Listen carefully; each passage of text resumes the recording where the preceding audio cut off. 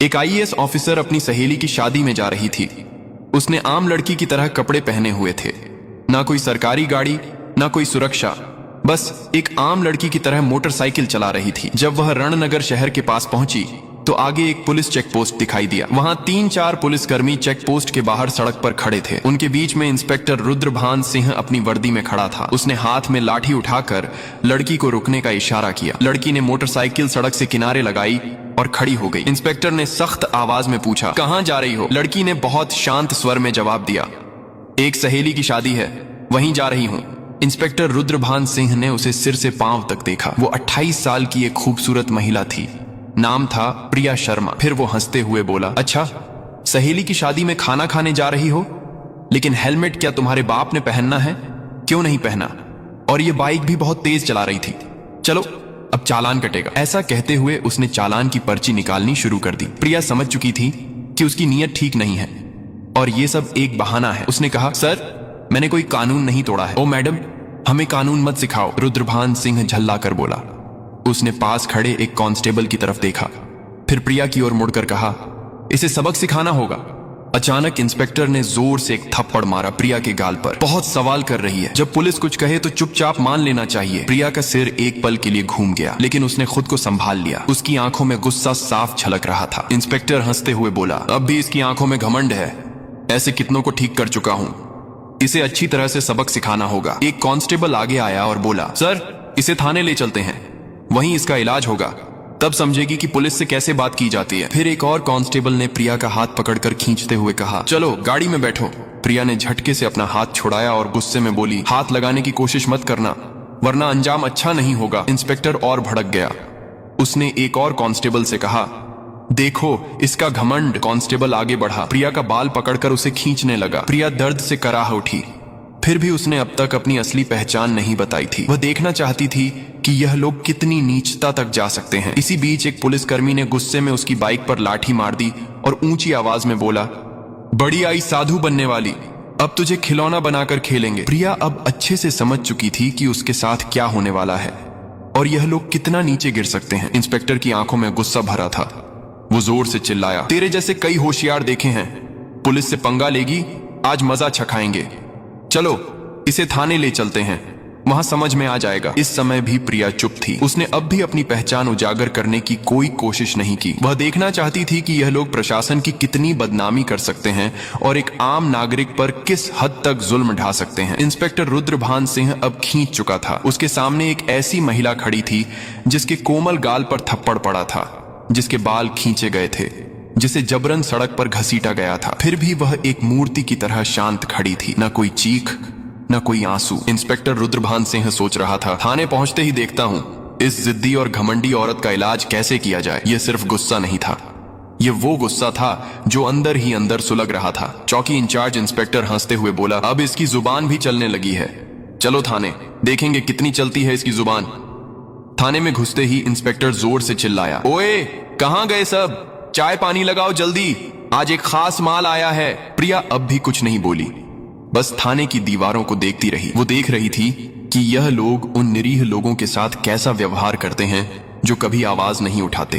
तभी एक constable inspector रुद्रभान Singh की ओर झुककर फुसफुसाया, क्या केस है सर? इंस्पेक्टर ने हंसते हुए कहा, अरे कुछ भी नहीं, स्पीड ब्रेक करो या हेलमेट का बहाना मारो, जो मन हो लिख दो, बस अनवर करना है और इसका घमंड तोड़ना है, ज्यादा सवाल मत कर। प्रिया सब कुछ सुन रही थी, लेकिन उसकी आंखें अब भी चुप थीं, मानो वो चाहती थी कि पुलिस की यह गिरावट खुद उनके ही मुंह से उजागर हो। इंस्पेक्टर कुर्सी पर बैठा, हाथ में पेन लिया और टेबल पर घुमाने लगा। फिर प्रिया की ओर देखकर पूछा, नाम क्या है, कहां रहती है, किसकी बेटी है? प्रिया चुप रही। फिर इंस्पेक्टर बोला, सुनाई नहीं देता, नाम क्या है तेरा? लेकिन प्रिया की चुप्पी अब भी पत्थर की दीवार जैसी अडिग। तभी इंस्पेक्टर ने जोर से मेज पर हाथ मारा, इतनी जोर से कि आवाज पूरे थाने में गूंज उठी। फिर गुस्से से चिल्लाया, सुनाई नहीं देता, नाम बता जल्दी। प्रिया ने मुंह घुमाकर शांत स्वर में उत्तर दिया, जी सुमिता शर्मा। इंस्पेक्टर उसके चेहरे की ओर देखकर हंसते हुए बोला, हो बड़ी चालाक लड़की है तू, झूठ बोलने में तुझे खासा तजुर्बा है, लेकिन याद रख ज्यादा होशियारी महंगी पड़ती है। फिर प्रिया को जबरदस्ती उस सड़ी हुई हवालात में डाल दिया गया जहां पहले से 2 कैदी मौजूद थे। उनमें से एक कैदी ने प्रिया की ओर देखते हुए पूछा, बहन तूने क्या गुनाह किया है? प्रिया ने हल्की सी मुस्कान दी लेकिन कुछ नहीं बोली। अब वह बस देख रही थी कि यह पूरा सिस्टम कितना सड़ चुका है। अगर एक आईएएस को बिना वजह अंदर किया जा सकता है तो आम आदमी की हालत तो सोच पाना भी मुश्किल है। अब वह उस कोठरी के कोने में बैठी थी, सब कुछ देख रही थी, सुन रही थी और हर एक हरकत को समझ रही थी। उधर इंस्पेक्टर रुद्रभान सिंह एक झूठी रिपोर्ट बना रहा था। उसने आदेश दिया, इसके ऊपर चोरी और ब्लैकमेलिंग का केस ठोक दो, और फाइल पर हाथ मारते हुए बोला, चलो जल्दी। एक कांस्टेबल ने हिचकते हुए पूछा, लेकिन सर बिना सबूत? रुद्रभान सिंह हंसते हुए बोला, इस थाने में सबूत लाए नहीं जाते, बनाए जाते हैं। कुछ देर बाद एक कांस्टेबल कोठरी में आया और प्रिया के कंधे पर जोर से हाथ मारा। तभी इंस्पेक्टर रुद्रभान सिंह ने भी हाथ उठाया ही था कि तभी दरवाजे पर एक भारी कड़क आवाज गूंजी, रुको। सभी लोग घूमकर दरवाजे की ओर देखने लगे। वहां सीनियर इंस्पेक्टर यशवंत वर्मा खड़ा था। उसकी छवि बाकी अफसरों से कुछ बेहतर मानी जाती थी। वह अंदर झांका और महिला की हालत देखकर उसके माथे पर बल पड़ गया। उसने सख्त स्वर में पूछा, यह सब क्या हो रहा है? रुद्रभान सिंह हंसते हुए बोला, कुछ नहीं सर, एक सड़क की औरत ज्यादा अकड़ दिखा रही थी, सबक सिखा रहा हूं। यशवंत ने प्रिया को ध्यान से देखा। उसका व्यवहार किसी आम महिला जैसा नहीं लग रहा था। उसने पूछा, इसका अपराध क्या है? रुद्रभान सिंह थोड़ा घबरा गया और बोला, अब सर चेकिंग में बदतमीजी कर रही थी। अब यशवंत को शक होने लगा। उसने प्रिया से सीधे पूछा, तुम्हारा नाम क्या है? प्रिया फिर भी चुप रही। रुद्रभान सिंह हंसते हुए बोला, देखिए सर, नाम भी नहीं बता रही है। अब यशवंत पूरी तरह सतर्क हो गया। उसने सख्त आदेश दिया, इसे अलग कोठरी में रखो, अकेले। रुद्रभान सिंह चौंक गया। लेकिन सर, यशवंत ने कठोरता से कहा, मैं खुद इसके पास रहूंगा। उसके आदेश पर प्रिया को एक और अलग कोठरी में ले जाकर बंद किया गया। वह कोठरी पहले वाली से भी ज्यादा बदबूदार और अंधेरी थी। प्रिया ने चारों ओर नजर दौड़ाई। एक कोने में एक टूटी हुई मेज पड़ी थी और पास ही एक जंग लगी लोहे की। अब वह इस सड़े गले सिस्टम का असली चेहरा और भी करीब से देख रही थी। हर एक पल उसकी आंखें यह समझ रही थीं कि कानून अब सिर्फ फाइलों तक सीमित रह गया है। इसी बीच एक कांस्टेबल दौड़ते हुए आया और बोला, सर बाहर एक बड़ी गाड़ी खड़ी है। रुद्रभान सिंह चौंक गया। पूछा, कौन सी गाड़ी? कांस्टेबल घबराते हुए बोला, सर सरकारी गाड़ी। रुद्रभान सिंह तुरंत बाहर गया। गाड़ी के अंदर झांकते ही उसके होश उड़ गए। वो भागकर वापस आया और धीमी आवाज में बोला, सर। रुद्रभान सिंह झुंझलाकर बोला, क्या हुआ? कौन आया है? कांस्टेबल कांपते हुए बोला, सर कमिश्नर साहब आए हैं। रुद्रभान सिंह का चेहरा पड़ गया। सीनियर इंस्पेक्टर यशवंत वर्मा भी सतर्क हो गया। अब मामला सीधे ऊपर तक पहुंच चुका था। कमिश्नर साहब थाने में दाखिल हुए। उनकी आंखों में गुस्सा साफ झलक रहा था। उन्होंने रुद्रभान सिंह की ओर देखकर सख्त स्वर में पूछा, इंस्पेक्टर रुद्रभान सिंह, ये क्या तमाशा चल रहा है यहाँ? रुद्रभान सिंह घबरा गया और बोला, कुछ नहीं सर, एक छोटा सा केस है बस। कमिश्नर साहब ने टेबल से फाइल उठाई और ध्यान से पढ़ने लगे।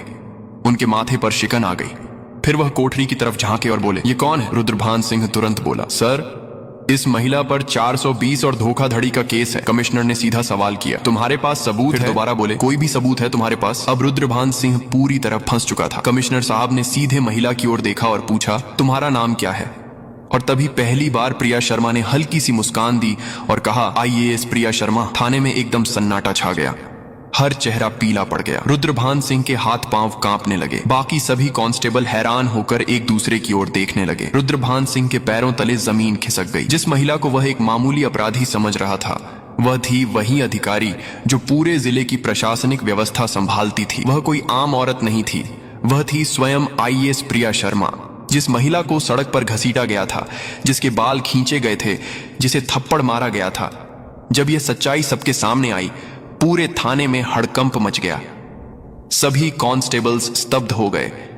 कमिश्नर साहब ने तेज गुस्से से भरी नजर से इंस्पेक्टर रुद्रभान सिंह की ओर देखा और गरजते हुए बोले, रुद्रभान सिंह, तुझमें इतनी हिम्मत आई कैसे कि तू एक सीनियर ऑफिसर पर झूठा आरोप लगाने की जरूरत कर बैठा? रुद्रभान सिंह कुछ बोलने की कोशिश कर ही रहा था कि तभी पास में खड़े सीनियर इंस्पेक्टर यशवंत वर्मा जोर से बोले, सर मैंने पहले ही कहा था कि यहाँ कुछ ना कुछ गड़बड़ है। अब रुद्रभान सिंह पूरी तरह अकेला पड़ चुका था। तभी पहली बार प्रिया शर्मा ने अपनी शांत लेकिन दृढ़ आवाज में सीधा फैसला सुना दिया, रुद्रभान सिंह, अब तेरी नौकरी गई, तेरा सस्पेंशन पक्का और तेरे खिलाफ अब केस भी चलेगा। ये सुनते ही रुद्रभान सिंह का चेहरा जैसे सफेद पड़ गया, सांस अटकने लगी।